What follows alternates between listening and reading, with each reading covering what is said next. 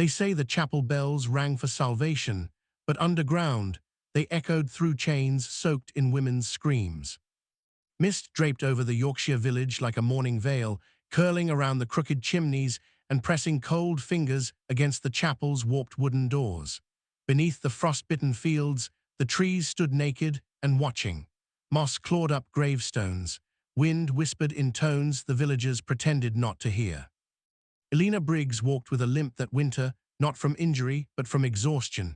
Her boots were always wet, the hem of her apron permanently stained with herbs, milk, and clay.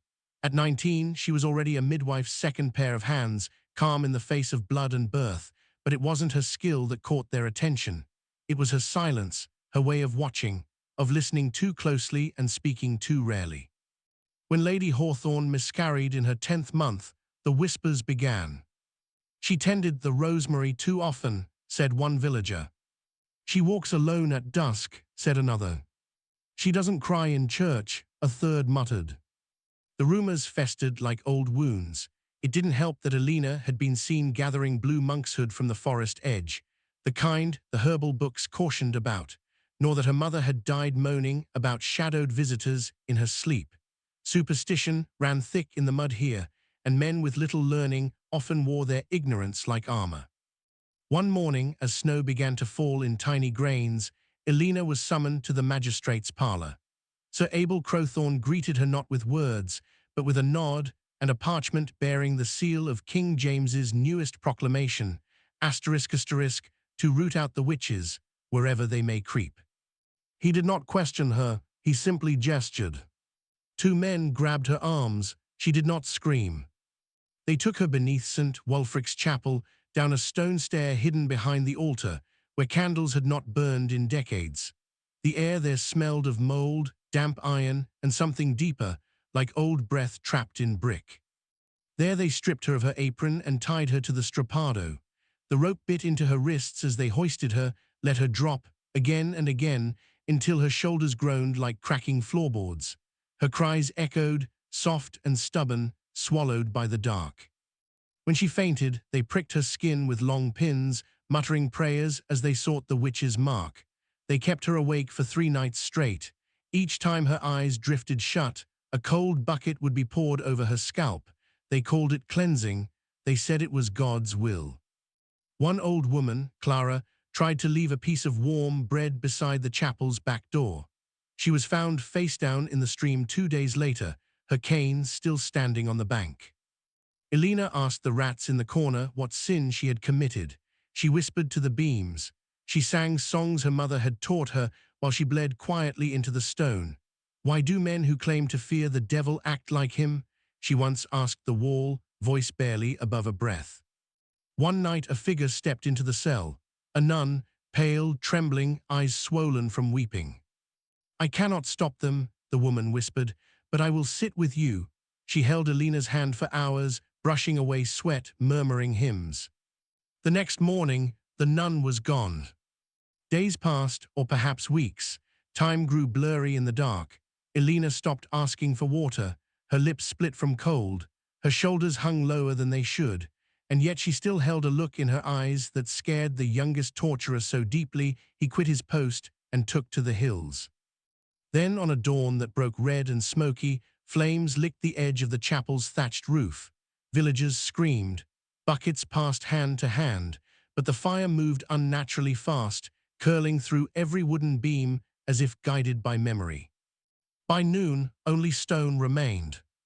They found Elena's chains in the rubble, fused to the altar stones, blackened, twisted, as though some heat beyond fire had melted them into the very bones of the chapel. No one ever found her body. Sir Abel never spoke of her again. He drank himself into a trembling silence, dying 2 winters later with scratch marks on his chest no one could explain. The chapel was rebuilt, fresh wood, fresh bells, a new altar raised above clean marble, but no priest, no matter how devout, ever chose to kneel on that particular square of stone. Some said they heard humming there on quiet mornings.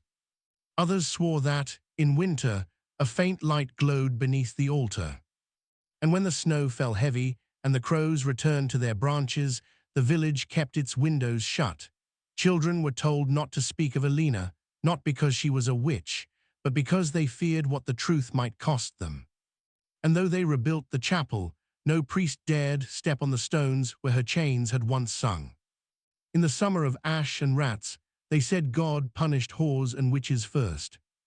London stank of sweat, rot, and dread. Flies choked the air like black snow, and the bells of death carts echoed through alleys slick with filth. Red crosses were smeared across doors, sometimes with a trembling prayer, ***, Lord have mercy. But mercy had left the city long ago. Margaret Hale moved quietly between the doorways of the dying. A linen wrap veiled her mouth. Her hands, scrubbed raw with vinegar, carried bundles of rosemary, wormwood, and dried lavender. She didn't charge coin. She didn't ask names. She only whispered blessings and helped the mothers close their children's eyes before the watchmen came with carts. She had buried her own husband the winter before. Thomas Hale had been a merchant, stout, kind, devoted to his accounts and her quiet fire. When the plague took him in 3 days, Margaret had not wept in public. She wept into his coat, into the bedsheets, into the soil that covered him. And then she rose, lit a candle, and began walking door to door. Her small cottage on Shoemaker Lane became a haven of quiet mercy. Inside, dried herbs hung from the rafters. Bottles of elderberry wine stood beside bowls of salt. Mothers came to her with fevers and swollen lymphs. Margaret's voice was low, her movements sure. She offered no promise of cure, only comfort. But it was comfort that drew eyes, unwanted ones.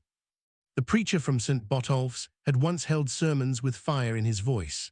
Now he barked to near-empty pews and paced before his dwindling flock with eyes sharp from paranoia.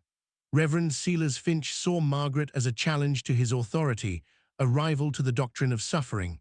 Where he demanded prayer and penance, she offered poultices and lullabies. One humid afternoon, as the city groaned under a sky heavy with smoke and heat, 2 watchmen appeared at Margaret's door. They bore no expression, just the Parliament's seal and a cord of rough rope. She did not struggle when they bound her wrists. Inside the tribunal room, the scent of ink and damp paper masked the stench of decay. Magistrates in black cloaks read aloud her charges: unlawful healing, harboring the infected, defying quarantine, and witchcraft. A crowd gathered to watch. Some wore cloths over their mouths. Others stood silently, eyes full of something between shame and fear. Margaret's voice did not tremble when she replied, "I've only tried to ease the pain. If kindness is a crime, then London must hang every mother alive." The room stirred, but no one spoke. She was taken to Newgate Prison that evening, beneath skis painted with firelight. There, the stones wept with cold, and the cells echoed with coughing.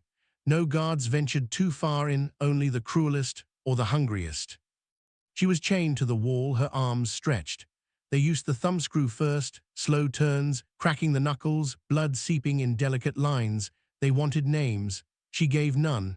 Then came the *** breast ripper ***, a rusted claw heated and pressed into flesh, not to kill but to scar, to shame.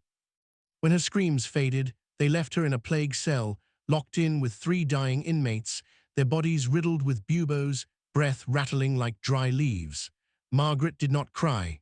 She pressed rosemary to her mouth and recited the Psalms in a whisper. 2 of the inmates died within days. The third, a girl of perhaps 12, clutched Margaret's hand as she passed. "You smell like my mum," she said, then silence. By the time they dragged Margaret back into the light, she could barely stand. The trial was brief. Reverend Finch spoke of unnatural healing, of rebellion against divine will. A woman helping without permission was, by nature, suspicious. Margaret said nothing until the judge asked her final words. She raised her chin, bruised but unbroken. "I have no curses to offer you, only this: may your own daughters never cry alone in the dark." The sentence was death, though no method was stated. Some claimed she was burned near the plague pits. Others said she was taken beyond the city, hanged by nightfall in the woods, and buried in silence. The truth was never recorded.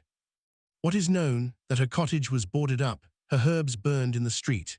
that Reverend Finch caught the sickness a week later and died screaming that rats were crawling in his belly, that a midwife found a dried flower tied to her door handle one morning, no note, just a bundle of lavender and sage wrapped in a red thread. Children claimed they saw a figure by the pit some nights, a woman in grey kneeling beside the carts, eyes soft, hands moving in prayer. Others say her shadow lingers in the alleyways near Shoemaker Lane, where the sick still dream of soft footsteps and the smell of rosemary. And as the last plague cart left the city, the only mark left of Margaret was a red X on her door and a child's dried flower beside it.